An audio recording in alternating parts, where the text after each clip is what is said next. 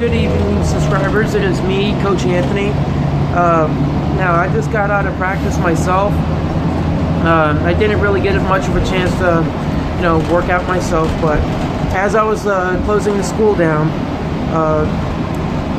a friend of mine that I've known for a good while, we were having a conversation, about going all out in practice. I mean, that goes without saying. You go all out sometimes, but there's like a time and place for stuff like that. Now, the story I'm about to tell, it happened last year or 2 years ago, whatever. But I was at work helping run practice. Now, we had a kid from college who had trained with us before. He came back for a visit, and he wanted to go through the class. So we went through the class, and then it came time for us to go live. Now, the owner of the school, kind of in a technical sense, I guess you could say he's my boss. He asked if I would go with them. I reluctantly agreed, but I went with them. Now, the match was going on. Now, a little backstory about the guy. I'm not going to use his name, but at the time when he came in, the guy was weighing about 330 pounds. Me at the time being, I weighed about 215. And without explaining too much, the guy was far out of my weight class. Now, we start going live. I'm doing everything I can to defend against anything he does, but no, I'm doing this because I know for a fact my best stuff will not work on him. I don't have enough power to bring somebody of that size level down. And shooting a double leg, even though it's not one of my best moves, shooting on a heavyweight is just asking to become a pancake. So basically, all I'm there doing is just like hand fighting with the guy, just making sure he doesn't go too hard. Now, the match is starting to wind down. Now, he comes out of nowhere. He starts clubbing up. He clubbed me really hard on my neck. And I'm yelling throughout the entire gym heard me. I said, "What the hell is your problem?" And I'm like there holding my neck. And I'm just like saying, I'm done. I'm not going with him anymore.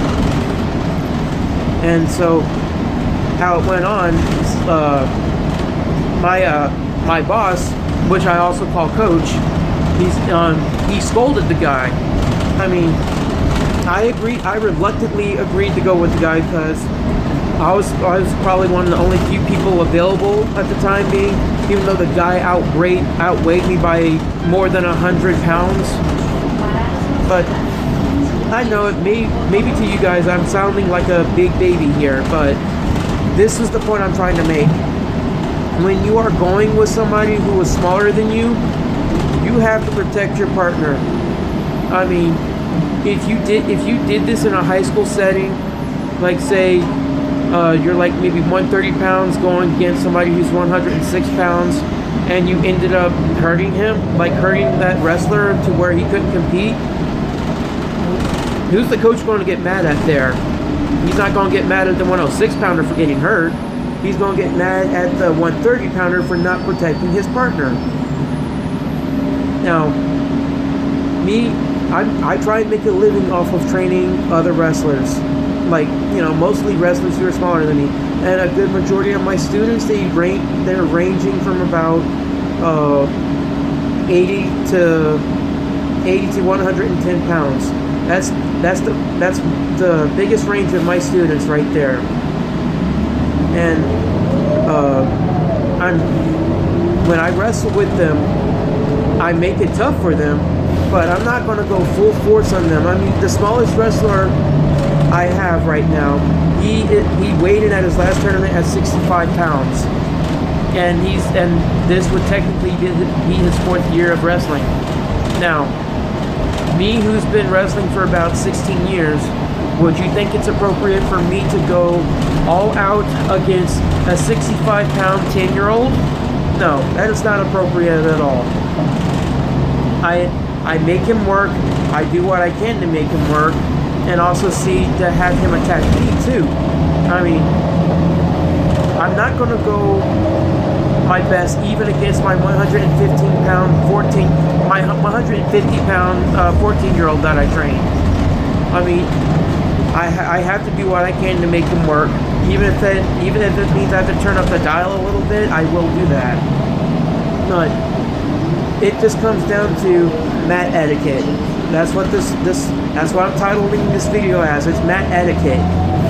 I mean, just put yourself in the smaller wrestler's shoes. If you are that smaller wrestler, you probably understand this. Do you want somebody who's like bigger and stronger on you, pounding on you like really hard, like the 320-pound kid hitting my neck? And he just like passed it off, said, "Hey, it's just wrestling." I'm like, hell no, it's not just wrestling. You have to be respectful to your partner at all times, especially if they're drilling with you, putting their safety possibly in jeopardy too. I mean, yeah, I know I'm probably sounding like a giant baby here, but the point I'm trying to make is when you wrestle, do go as hard as you can, but also bear in mind that if your opponent is smaller than you, you have to protect them just as much as you want someone bigger than you protecting you too. Alright? And that's the wisdom I'm trying to impart tonight. I hope all of you have a good night. If any of you have tournaments coming up, I wish you the best of luck. Talk to you later.